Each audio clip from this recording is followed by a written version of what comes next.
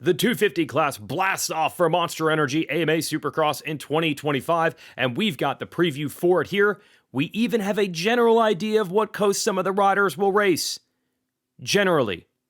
We'll have a rant about that as well. All brought to you by Monster Energy, Maxima, Fly Racing, and Motorsport. Be sure to check the QR codes on the screen for the latest deals from Motorsport. And now let's talk about the next gen 250 riders in Supercross. Yeah, this is it. The final episode of 5 of the Racer X preview shows for the Monster Energy Supercross Championship for 2025.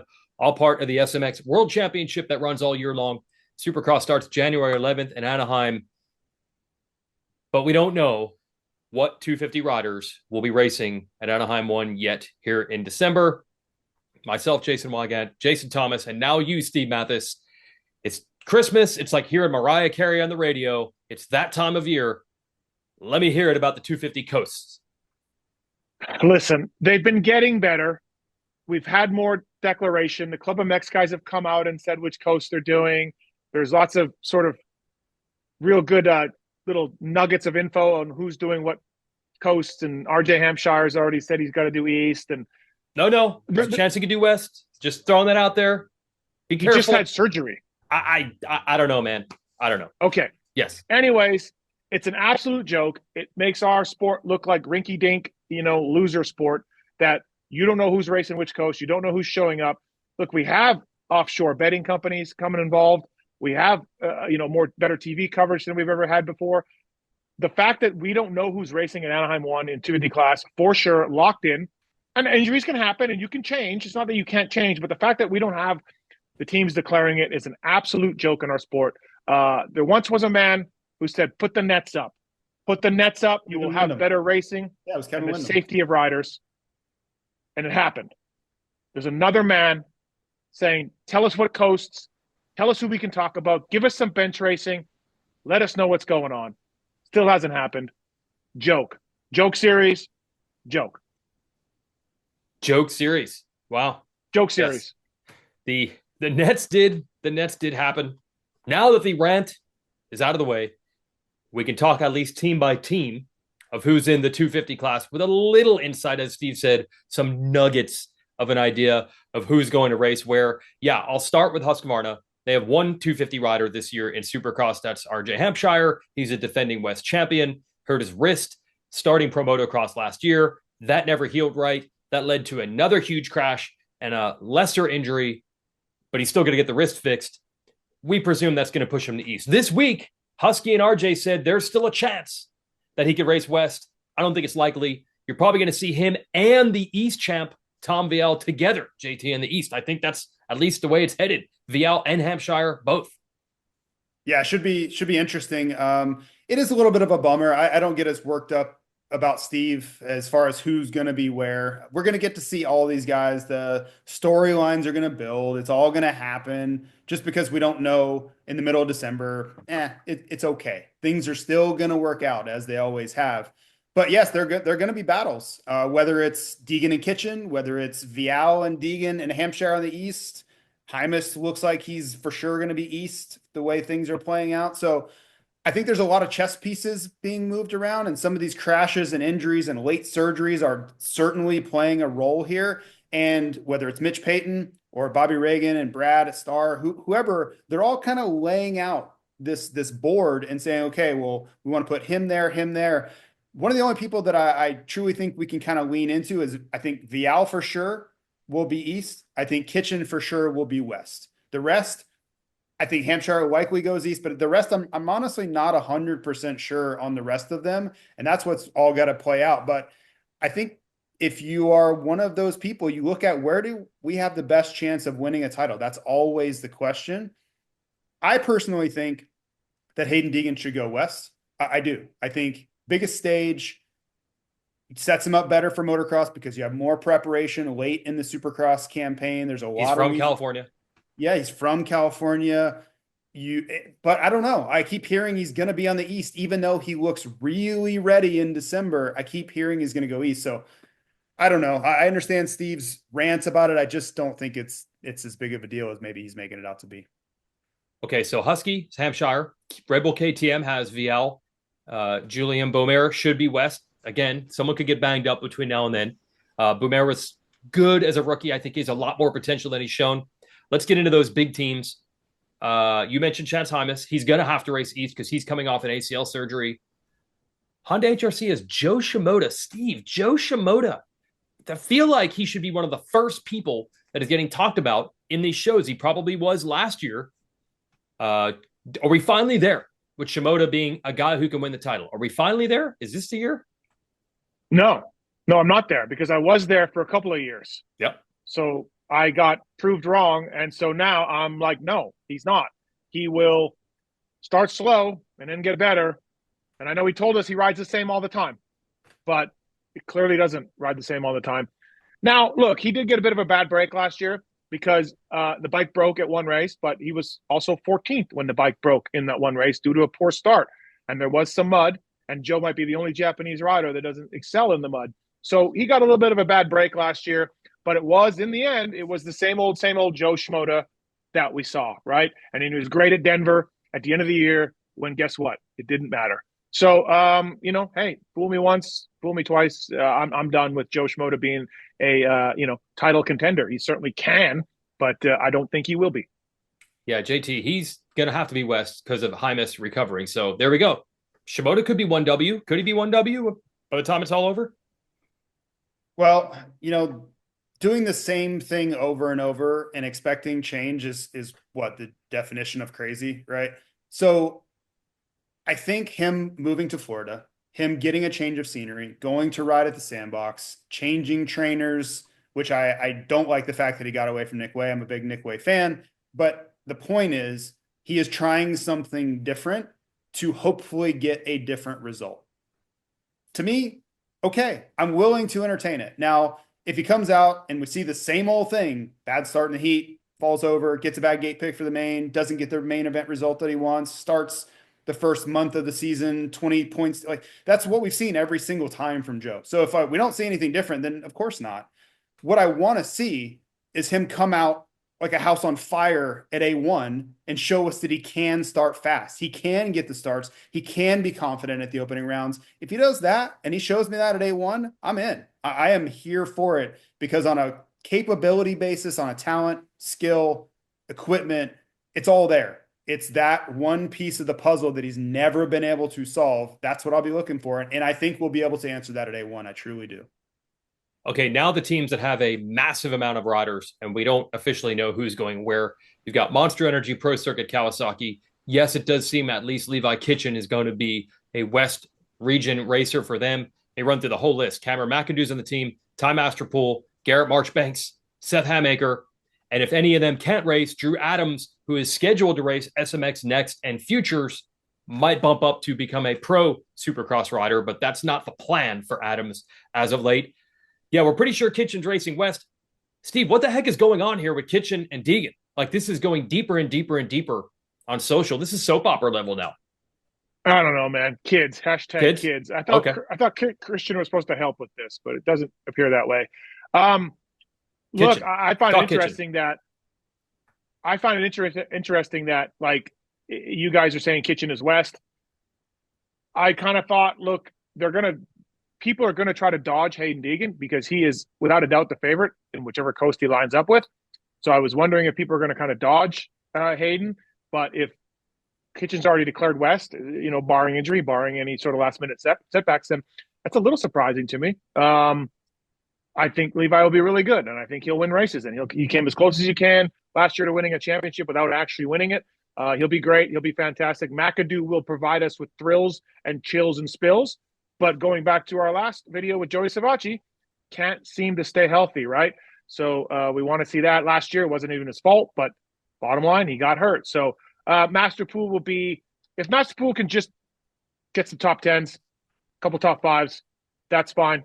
Drew Adams, I've heard, is going faster than Ty in the offseason. So Drew certainly seems ready to race. And if there's an injury, there will be. Seth Hammaker, stay healthy, Seth. We were looking forward to that. And Garrett Marchbanks last year made the box on the Club MX team. Yes, it was helped by some weather conditions, but Garrett's really, really talented.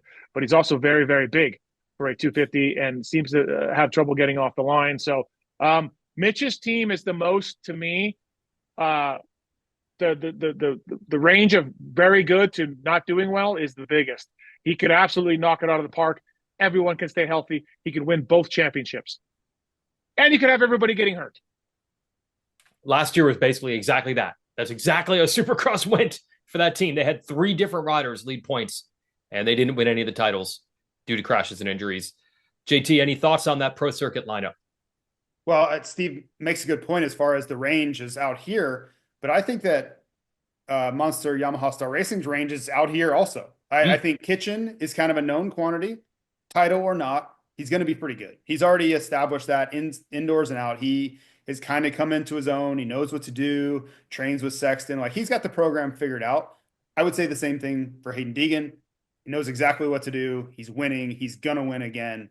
But the rest of the guys, I don't know. If you told me Marchbanks got 4th like he did at Unadilla, or did he got 12th the next weekend, I'd be like, yeah, sounds about right. Hammaker, super fast, super volatile results all over the place. McAdoo, love the guy to death. He's one of my favorite riders, but man, he has a hard time holding it together all the time. He just rides on the edge. It's the way he has to go about racing to be his best self. He has to take risks. And when you take risks for long enough, they're going to eventually bite you. And you just hope it doesn't bite you badly enough for it to take you out of a championship. So expect these guys to be all over the place. Good, bad, indifferent, wild, crazy, winning, losing. That's what that team's going to be.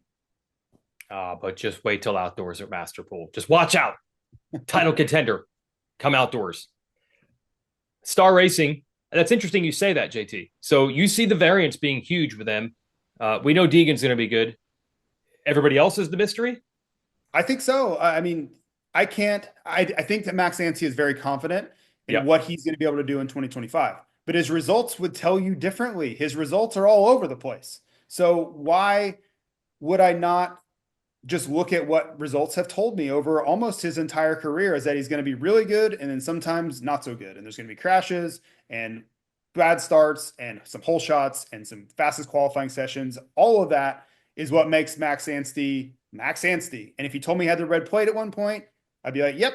If you told me he DNF'd the next weekend, I'd be like, yep. So I think you're going to get a lot of that. Pierce Brown, same story. Really fast, inconsistent, hasn't been able to get starts, which leads to poor results at times. That's what it's almost what the 250 class is. In a nutshell, it's what the 250 class is. There are very few guys that no matter what happens, good start, bad start, muddy, dry, hot, cold, they rise to the top. There are very few guys that can do that, and that's why you see all the variance in their results, and that's what these teams are built around, is uber fast kids that haven't quite figured it all out just yet. I guess Ansie's not a kid anymore, but he still has those characteristics of you don't quite know what you're going to get, because history would tell you you're going to get the entire gamut in the course of a season. Is Nate Thrasher one of those? 100%. Just a little bit. It's what all these guys are. Styles, we'll get to him. He used to be on that team. Like, that's what these guys do. They go really fast and then they crash really hard. That just seems to be the lay of the land. Yep, we're ready to see who it hits on. I'm really curious about Pierce Brown. The starts have always been bad his entire life. He told us he's had a hydraulic clutch his whole life, really likes cable clutch in the Yamaha.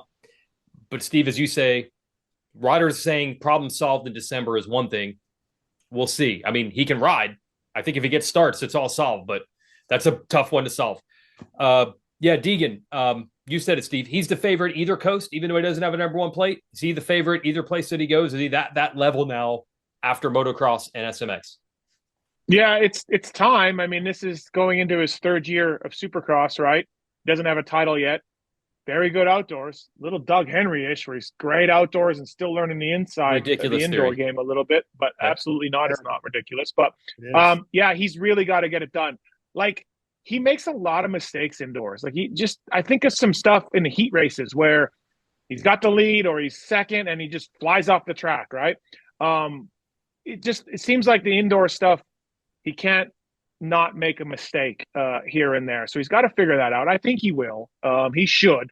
Even if he doesn't win a championship because of one poor race, he will win a crap ton of races on whatever coast he's on. And frankly, I think it's time for him to do this. It's more than time. That's probably the one thing that you and Hayden Deegan agree on. He probably feels the exact same way. We don't even know. Last year, he apparently was hurt, didn't tell us. So that's like an incomplete grade. He was good, but he didn't win the title. There's a bunch of other Hold teams on, I gotta weigh in on on Deegan. Yeah, go ahead. For one, Steve's not being fair to Deegan. I don't think he has a propensity to make mistakes. I don't think that's true at all. I would go so far as to say if he came in 100% healthy to 2024 Supercross season, he would have won the title. I think he was, once he got going, I think he was the best guy, which he showed at Salt Lake.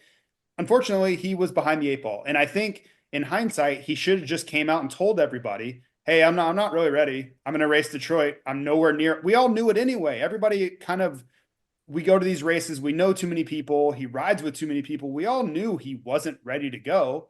I didn't really see any upside to them being like, no, man, I don't even know what injury you're talking about. We're fine.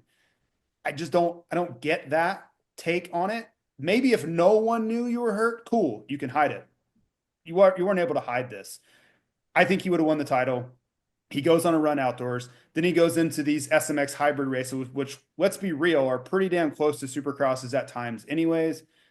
I think he's the best 250 rider in America. I'm not going to argue whether he could beat Kai de Wolf or Lucas Kunin and Wamo or whatever. I don't really care. But as far as this class goes, he is the favorite. He is the guy that everybody's looking at as like, I got to be Hayden Deegan. And I'm not saying he's Jet-esque in that way, but if you're RJ, if you're Kitchen, if you're Vialle, and you're not saying, I got to beat Deegan, you're fooling yourself. I think that all of them know that that's the guy to beat going in. So, yeah, I don't see a reason why he wouldn't be the favorite on either coast. Okay, yeah, Judge Weigandt. SMX isn't different enough. I would like saw to, what he did there. I would like to weigh in, Judge Weigandt, on the mistakes. I would point to the massive crash in Daytona as one mistake that he was lucky to walk away from. I would point to Birmingham and the first turn crash that he moved down into. And why was he outside there? Because he made mistake in the heat race. I would like to point out to Foxborough, all by himself in Foxborough, 2 mistakes in the heat races set him back into 4th or 5th in the heat. Those are just 4 off the top of my head of just big mistakes that Hayden Deegan made where he wasn't pressured, he wasn't doing anything, and he made mistakes. And he's incredibly fast, and he's the favorite, don't get me wrong, but I see random mistakes in Supercross that I don't see outdoors. That's all, Judge Weigandt. I think those will go away. Okay, sure. Yeah, absolutely. Yes. They could. Yeah. Yep. Triumph back. We mentioned also you can look on the RaceRex YouTube. They have the new team general manager with Jeremy Coker moving over there to run the racing operation. Steve Westphal still the team manager. And it's a bigger team this year in year 2 for Triumph. You've got Jalek Swoll's back, and then they've added Jordon Smith, Stilez Robertson, and Austin Forkner. Wow, Austin Forkner. I can't wait any longer. I got to talk about Forkner now. You want to talk the variance. They got a guy on the team that won a race last year, but he also had brain surgery that they discovered a problem with his brain after a massive, one of the worst crashes we've ever seen in Supercross, landing on concrete. Not to mention all the other injuries that Forkner's had through the years. I don't know where this is going. Triumph could have the best guy in the series. They could. Austin Forkner's capable of that. JT, any idea where we're going with Forkner and Triumph? No, and I would argue for Jordon and Austin Forkner and the team, sometimes they don't know where they're going.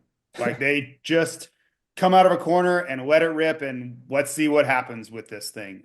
But for Triumph, the key here is they have guys that can win races. And Jalek was really fast last year, but he hasn't really crossed that threshold yet of being that race winning guy quite yet. Okay. I'm not saying he's incapable. We've seen him on the podium, but Austin Forkner's proven it. He's the winningest guy in 250 Supercross that we have.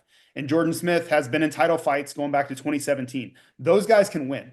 And they're on a team that is on the rise. They've got a brand new general manager there in Coker that knows what to do. He's already worked with Jordon Smith. So I'm very interested to see where this goes. The variance is going to be there. There's going to be good times and bad times, but the number one thing that I believe Triumph is aiming to do in 2025 is win a race. If they can win a race, I think 2025 is a successful step, right? And these are about steps.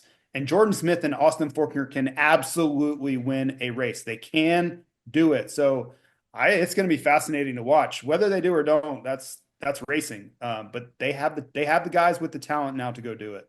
Yeah, what are you thinking on Team Triumph there, Steve?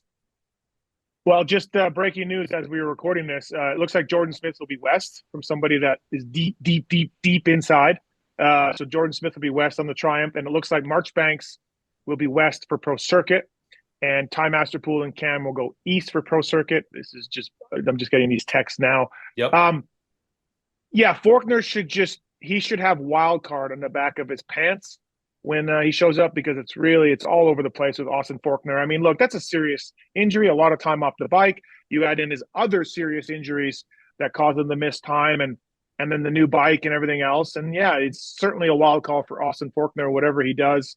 You just want to see him be able to get back and run normal and stay healthy. And so I'm not as hype, I think, as JT on Forkner, is sort of what he just indicated. But let's hope he can get back to close to his old level on the Triumph. And Jalek Swoll can win a race, but I would put him more on a podium guy, the top 5 on that team. Jordon Smith has certainly calmed down a little bit.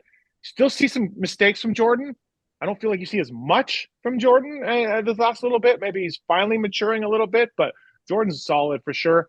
I think that the team's going to represent themselves well. A couple other 250 teams who just want to mention Club of Mex. They've got Coty, Schock, Max Vohland's on the team, Mark Fineis, and your guy. That's your guy, Devin Simonson, got a shot. I feel like you went to bat for him. You were pushing the team to put Simonson on there.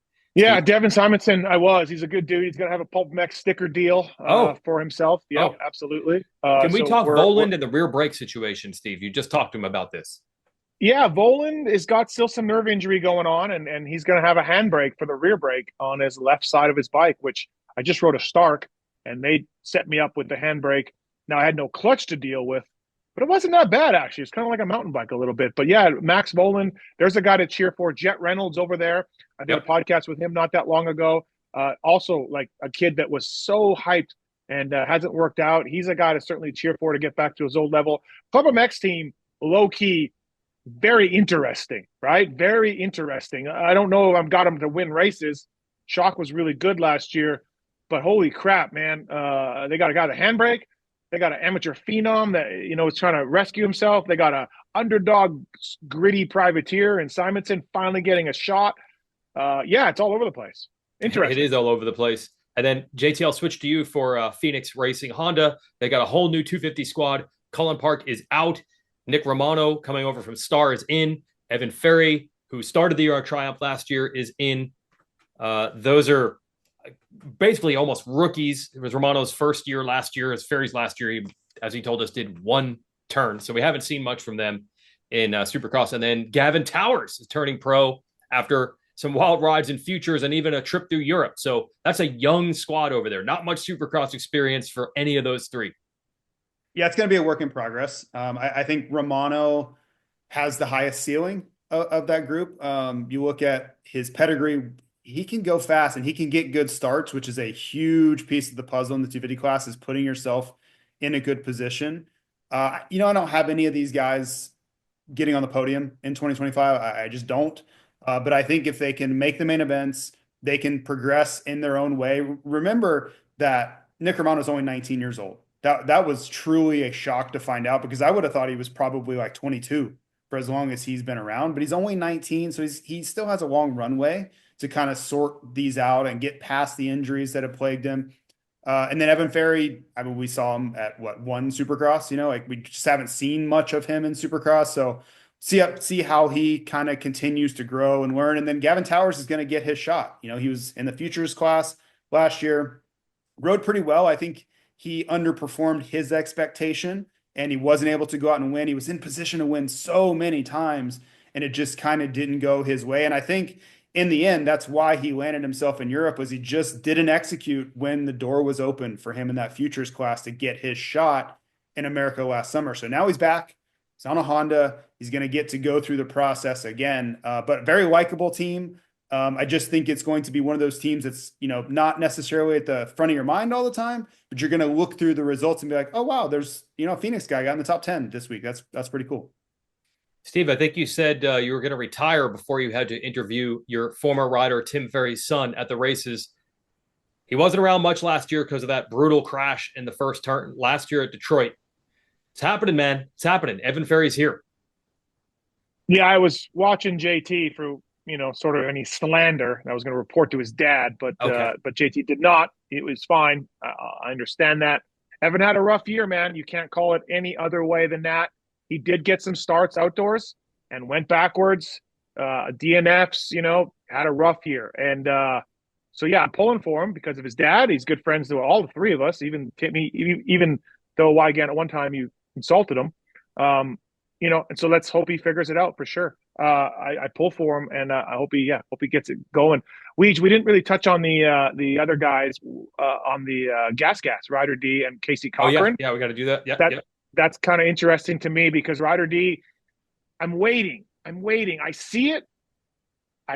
There's glimpses of it. He gets good starts. He's a good kid. I know RV and Will Hahn say he works hard. Everything looks good from the outside. It's like a hamburger where you're like, all the toppings are there and the burger's done and it looks delicious and you bite into it and you're like, oh, it's not even cooked. This guy didn't even cook it. Ryder D's like an uncooked hamburger. Everything looks good. I'm hungry, by the way. Can you tell? Everything looks good and it just hasn't come together yet. For me, that's what I see. I definitely thought he would be further along than where he's at right now. An uncooked hamburger. Yes. You didn't plan out this analogy before you started it, did you? Most people love hamburgers. There's not a lot. JT, I'm sure your strict diet would not allow you to eat them. But universally, the hamburger has approval from most people who eat food. And Ryder D is one of those. It should be working. It should be good. He even expressed to us that he's surprised. He's so used to winning as an amateur. He's surprised.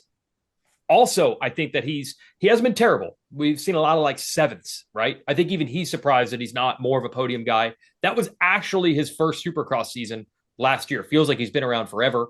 Maybe because we knew him so young, because he was so successful at such a young age. That's a good point. Futures, and poor right? Casey Cochran, big injury off season. Go ahead. Well, and futures too. We saw Ryder D race futures for 2 or 3 years. Yeah. So Yeah. he's been around. Yeah. Sorry, I think I said Cochran. We saw Ryder D race futures for a few years. But yeah, like Weege, maybe you're the one cooking the burger because we know you have problems with burgers and cooking. I have undercooked many a burger. No doubt about it. I have a question. But he just looks like the burger needs to be cooked a little better. Toppings are great. Bun is great. Brioche bun can't be beat.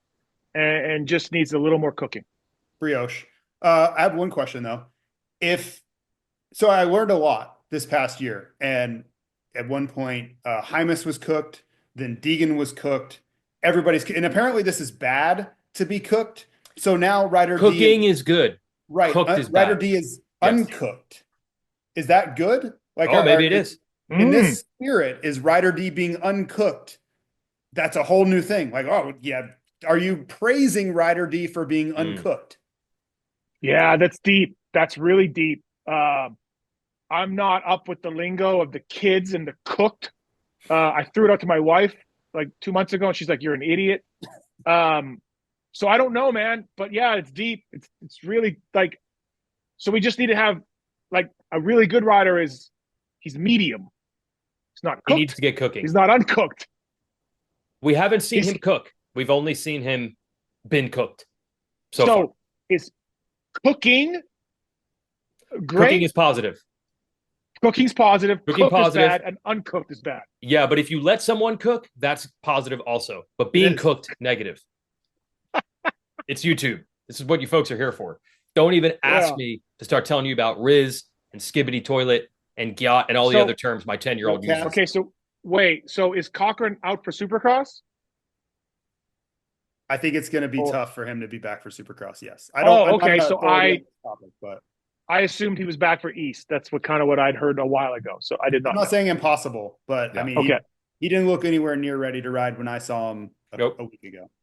One other team I want to mention, just because of the news, they switched from Suzuki to Yamaha. The Bar X Suzuki team is now a Yamaha squad. There's some familiar faces over there, including Derek Drake and Dylan Schwartz. Schwartz, always fast outdoors. Didn't even race Supercross last year with a gnarly injury. The Supercross results haven't been there in previous years, the same as outdoors. But Steve, how about this? We have the legendary, someone finally switched. Suzuki, everyone likes to make fun of it. Everyone likes to say it's outdated. Then they actually get results. Is this team going to step up because they're Blue Crew? Or are we going to find out that Suzuki is right there with everyone else? Well, you forgot about Bourdon, too. He's coming back, and he was really good last year. He was really sneakily kind of good. Yep. I don't even know who else is on the team. Anybody else? Is Derek Drake approaching Justin Hill territory? Where you just you don't know, and he's really fast, but can't. I don't think that level. That's a very high ceiling. Well, I meant more. Sorry, not like results, but just a mystery. Derek Drake, a mystery. I think he's a mystery. Hill level mystery is a very, very high bar to clear. It's a deep mystery level. Okay. Yes. Okay. So they're on Yamahas. So everyone can discuss here if that's going to be an instant upgrade, or maybe the Suzukis aren't as bad as everyone likes to say. We've seen guys like Dylan Schwartz get results on them. So there you go. There's many other 250 teams, but we don't have time to get to them all. Go ahead, Steve. I have a question. Is RJ, he's going to do East, most likely. Will he be 100% on the East Coast, ready to go, RJ, I'm the defending champ of the West, RJ? Or is this, I say yes. We never quite know. Okay. I say yes, because RJ, take every injury prognosis timeline and cut it in half. I'll say not as ready as last year. Not come out and dominate A1 ready, but reasonably good. Yeah. And I have another question. Michael Mosman. Go. Yeah, I need to mention. That's all you need to say. Just Michael Mosman, question mark. That might be Hill level right there. Yes. Okay. And Dax Bennick is also still on the start team. Haven't heard much Dax Bennick hype. Last year there was a lot going into his rookie year. Not so much now. I would like to remind you, gentlemen, that 2 years ago, Michael Mosman gave Hunter Lawrence all he wanted. Oh, yeah. They were equals. They were basically equals. Okay. Yeah. Hunter Lawrence could have been in show one this year as a 450 racer. Michael Mosman, he's racing as far as we know. What about Enzo? What about Enzo, Steve? No? Yes? Enzo and Phil are talking again. Okay. That's great. Love to see that. Enzo, look, he was pretty good in the World Supercross. I think a team should take a chance on him. I don't think anybody is, and I don't know what's going on. And he looked good, and I wish the best for our guy. Let me ask this Enzo. question, Steve. Who's more likely to race a 250 Supercross this year, Phil Nicoletti or Enzo Lopes? It's got to be close. Phil Nicoletti. Phil Nicoletti's more likely. I want my money back. I want my money back for these stupid retirement parties. The guy's racing more than ever. It's great stuff. 250s, you never know what you're going to get. That's the major point you make, JT. You go all the way to the top of the list. You never know who's going to cook or be cooked in this class. We don't even know what coast they're going to be cooking on. Be ready, folks. Anaheim 1, January 11th. Get your tickets. Watch JT and I on Peacock and NBC. Steve does some other show. Do I dare, out of this giant group, ask who's going to fly and who's going to shine? Do I dare? Can you guys do this? JT, who's going to fly out of this massive group of 250 talent? Oh, bro, it's Deegan's world. We're just living in it. This is going to be the year of Hayden Deegan. I truly believe that. I had the opportunity to go to his house about a month ago. It'll be, closer to a month and a half by the time these episodes air. And I just like what I saw, right? You don't have to like Hayden Deegan. I don't always agree with the things he does or says, but the work that is being put in trumps everything else. It truly does. Like, he is backing it up with his effort, and they're 100% dedicated to him winning dirt bike races. All the other stuff, the noise, the social media stuff, his podium comments, do with that what you will. I kind of don't care. What he's doing to be his best self on the racetrack is going to show up in 2025. And I have him winning all three legs of what is the SMX World Championship. Who's going to shine 250 class, Steve? Well, truthfully, I think JT's right with Deegs. But listen, I don't think we devoted 2 seconds to the defending East Coast champion, Tom Vialle, in this show. It was about 2 seconds total, yes. Yeah, so shine on, Tom Vialle. No one's giving you much shot here. No one's talking about you. You won the damn title. You rode great. You were helped with 9 whoops, 100%. If there was more than 9 whoops, you probably aren't the champion, but it doesn't matter. Shine on, Tom Vialle. You got the number 1. Tell all the haters to suck it. Let's do it, Tom. Let's go. Realistically, in my mind, if Deegs and Kitch go west, I could see Vialle going back-to-back. Yeah. With who else will have to race? We don't know RJ's status by then. Yep. Yeah. How about that? Yeah, I'm not saying he will. I'm just saying it's doable. It's And- doable. I think he would lose to both of those two, but if he doesn't have to face either one of them, he could do it. I agree. And also, Coty Schock, 3rd overall last year on the East Coast. Shine on, Coty Schock. We didn't talk about you either. So, Love it. I don't think you're going to get the suck at everyone from Tom Vialle, but that would be wild. I'm here for it if he wants to say it. That's all of our shows. Boy, did we take a lot of time with this 250 group, and we hope you enjoy that. That's it for our shows. Thanks to Monster and Fly and Maxima, Racer X. We'll see you at the races, everybody.